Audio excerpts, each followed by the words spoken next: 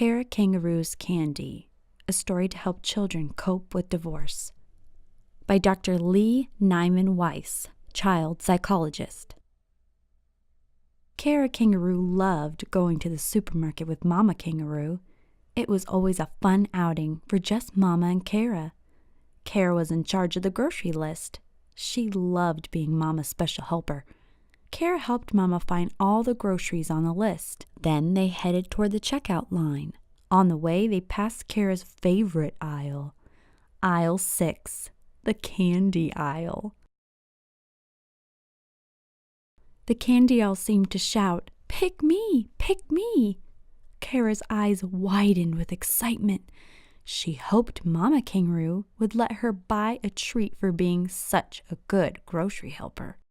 Kara jumped up and down and pleaded with her mom. "May I have one candy bar, please? Pretty please?" "I'm sorry, Kara," Mama Kangaroo said, "but you will spoil your appetite for dinner." "But I want one," Kara said loudly, still jumping up and down. Mama Kangaroo only shook her head and repeated, "No." The next moment, Kara was on the floor, kicking and screaming and flailing her arms. "I want one! I want one! I want one now!" Kara's tail and paws accidentally hit the shelves, scattering the candy everywhere. All eyes were now on Kara and her mama. Other shoppers whispered to one another and shook their heads. Mama Kangaroo's face turned as red as a tomato with embarrassment.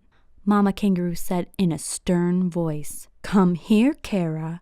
If you are going to act like a baby, you will have to sit in my pouch until you can control yourself and act your age." Kara Kangaroo stood up, tears streaming down her face, and hopped into Mama's pouch. Kara went home empty-handed. Mama Kangaroo was upset on the way home. She did not speak one word to Kara. Later on that evening, Papa Kangaroo and Mama Kangaroo got into an argument. Kara could hear the muffled sounds of her parents raising their voices from inside her bedroom. The next morning, Mama and Papa asked Kara to sit down for a family meeting. Kara noticed Mama Kangaroo's eyes were red and puffy from crying. Mama and Papa explained that they could not live in the same home anymore because they argued too much. They told Kara they were going to get a divorce and Papa would live in another home. Kara could not imagine her Papa living in another home. She felt really sad and scared. Mama and Papa told Kara they were sorry and that the divorce was not her fault. Kara, however, was convinced it was her fault. If she had not had that temper tantrum at the supermarket, Mama would not have been in a bad mood, and she and Papa would never have fought. Kara thought to herself, "It was that stupid candy bar and my whining that made Mama and Papa fight. It's my fault that Mama and Papa are getting a divorce. It's my fault that Papa is leaving." Kara started to cry. Mama and Papa tried to cheer her up, but she could not stop crying like a broken faucet. "I know what will cheer you up," Mama Kangaroo said. She gave Kara a candy bar. But when Kara saw the candy bar, she cried even harder. Papa knew Kara loved candy bars, so he was surprised at her reaction. He asked, "Kara, what's wrong?" Kara shook her head and went up to her room with her tail dragging heavily up the stairs. Kara vowed not to eat any more candy bars because her love for them had caused so much trouble. She figured if she stopped eating candy bars, everything would be okay again. She was going to fix everything so Mama and Papa would not get a divorce. Her decision was final. She was going on a candy bar strike. As soon as she made the promise to herself, she heard a knock on the door. May we come in? Papa asked. Yes, Kara answered, sniffling a little as she let Papa and Mama into her bedroom. You left this downstairs, Mama said, handing her the candy bar. No, thank you, Kara said. I'm on a candy bar strike. A what? Her parents asked. I'm on a candy bar strike, Kara answered. She explained that she wasn't going to eat any more candy bars. Not even one? Mama asked. Kara shook her head. No. Never? Papa asked. Kara shook her head a second time. Mama and Papa asked, Not ever?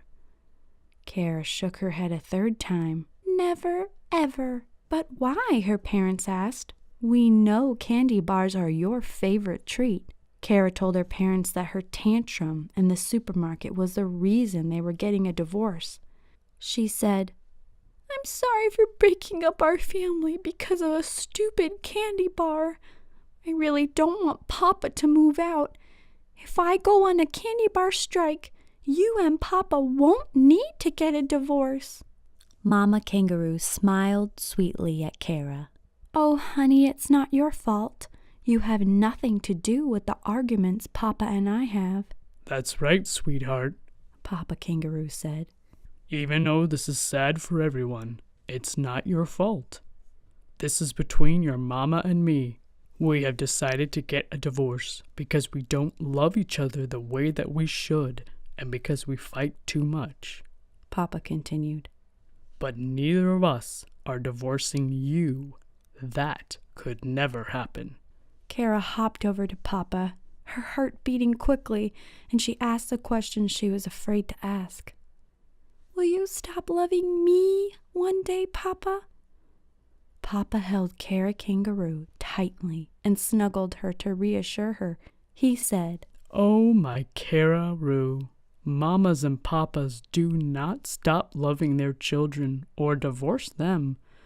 Mamas and papas love their children forever, and your mama and I will always love you, no matter what. Even though we will live in two separate homes, we will still love you. That will never change. We will always be your family, and you will always have both of us as parents. Kara smiled. Do you promise you'll always love me? Kara asked. We promise, Mama and Papa told Kara. This time Kara smiled one great big kangaroo smile and asked, Can I have my candy bar now, please? The end. Author's note to parents. As parents board their own emotional roller coaster, they hope to spare their children from the pain inherent in the divorce process. There are very specific actions parents can take to help children cope with this change in family structure. First, parents need to recognize that young children are at a different developmental level than older children. Younger children engage in very appropriate but egocentric thinking in which the world revolves around them. Thus, when parents explain that Dad is moving to another home, for example, a young child might think, Dad is leaving me. Parents can help by teaching children that divorce is not a child's fault. Parents can emphasize that they are not divorcing the child. Parents should normalize and empathize with the emotional reactions children have to parental divorce. Common emotional reactions include anger, often over the lack of control, sadness, and anxiety. There are 3 important steps parents can take to reassure an anxious child. The first step is to simply carry on with the child's daily routines. Next, parents can share what will remain the same and what will change in very concrete terms. Last, parents should aim to provide normalcy in the midst of the changes that occur in a divorce. Parents should expect that many children will engage in some regressive behavior. Examples: having accidents so they are fully potty trained, clinging to parents, and that this should only be temporary. If problems persist, seek the help of a mental health professional. The single most important way parents can help their children is to co-parent amicably and effectively. Parents should communicate the reasons for divorce together to the child and handle transitions thoughtfully from one parent to the other. Children often verbalize feeling as though they are the rope in a game of tug-of-war. Those children who feel stuck in the middle naturally develop loyalty conflicts when they receive the message that one parent hates the other. They feel torn as though they cannot love both parents and have to choose one over the other. Children are in tune with their parents' emotions, even if a parent is not overtly communicating negative feelings. Parents should make a point not to badmouth or more covertly communicate negative feelings about the other parent in the presence of the child. In order to do this, it is vital that parents find healthy ways to process their own emotions before they engage with their children's feelings. That may mean seeking out a therapist or support group or reflecting on feelings with other supportive adults. Parents need outlets for expressing their own emotions during the divorce process so that children do not have to act as mini therapists or emotional caretakers. Children also benefit from divorce support groups as they often feel alone. In the groups I have led, children have communicated their comfort in simply knowing that they are not the only ones with divorcing parents. As in Kangaroo's Candy, it is important for parents to help children see that divorce is not their fault, and although their family unit will change, they will continue to be loved.